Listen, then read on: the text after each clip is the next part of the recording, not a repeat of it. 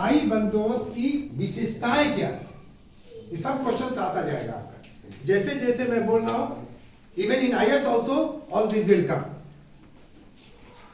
तो फीचर्स क्या है, उसकी विशेषताएं क्या है आपका परमानेंट सेटल। तो पहली विशेषता है ओनर ऑफ लैंड, जो भी उस लैंड का मालिक होगा उसको हम जमींदार कहेंगे। यहां किताब में भी दिया हुआ। जमींदार का मतलब ये नहीं है कि वो लैंड जो है उसका अपना है। जिस लैंड का वो ओनर बनाया जाएगा वो जमींदार होगा। For example I am giving you, Bonga का जमींदार मिस्टर ए डिक्लेयर किए गए। अब बोंगा में जितनी भी जमीन है, चाहे आपकी हो, चाहे इनकी हो, चाहे इनकी हो, चाहे उनकी हो, automatically I became the owner of your land. अपना जमीन का मालिक तो मैं हूं ही, साथ साथ मैं मालिक बन गया, मिस्टर ए बन गए मालिक। पूरे बोंगा में जिसका जिसका जमीन है उसका वो ओनर हो गए जब वो जमींदार डिक्लेयर हो गए बोंगा का। Is it clear now?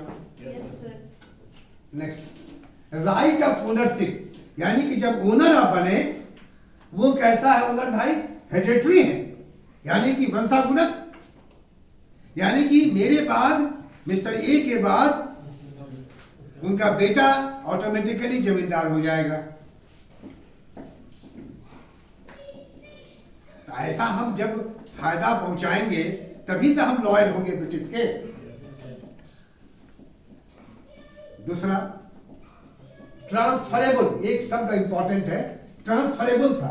अगर जमींदार एबल नहीं होता था उतना रेवेन्यू पेमेंट करने में ब्रिटिश साम्राज्य को, ईस्ट इंडिया कंपनी को, तो वो जमीन जो है उसको बेच दिया जाएगा, यानी कि ओनरशिप बेच दिया जाएगा और किसी दूसरे व्यक्ति को दिया जाएगा जो ज्यादा इनकम ब्रिटिश साम्राज्य को या ईस्ट इंडिया कंपनी को देगा।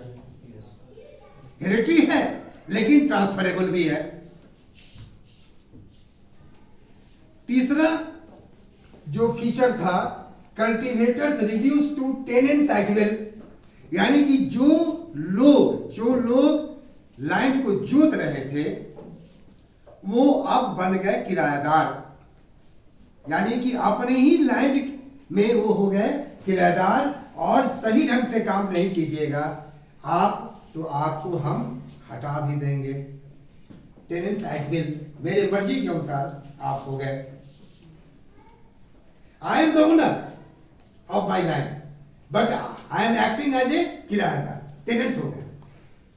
और टेनेंट्स ही नहीं हुए, आई एम एट विल हो गए जमींदार के। जरूरत पड़ने पर हम आपको हटा भी देंगे। Sums paid by zamindars were fixed in perpetuity, और जमींदार को जो इनकम, जो सम इकट्ठा जो करना होता था, जो रेवेन्यू इकट्ठा करना था ब्रिटिश साम्राज्य के साथ, वो परपेचुइटी में, मतलब कि हमेशा के लिए फिक्स हो गया। कि मान लीजिए कि 5 लाख फिक्स हुआ कि बोंगा गांव से आपको हमको देना है, तो ये हमेशा के लिए हो गया, मतलब 10 बरस के बाद भी चेंज नहीं होगा। आप समझ रहे हैं? There will be no change in the amount received by East India Company in perpetuity, हमेशा के लिए फिक्स्ड हो गया। और deprive the people from the use of forest and pasture, और पहले जो लोग होते थे कि आप जंगल का घास या फॉरेस्ट प्रोडक्ट्स आप यूज कर सकते हैं, वो अलाउ नहीं किया गया, यानी कि पूरा फॉरेस्ट एंड पास्चर भी came under the control of the जमींदार।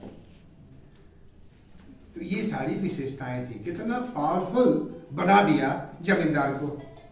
Is it clear?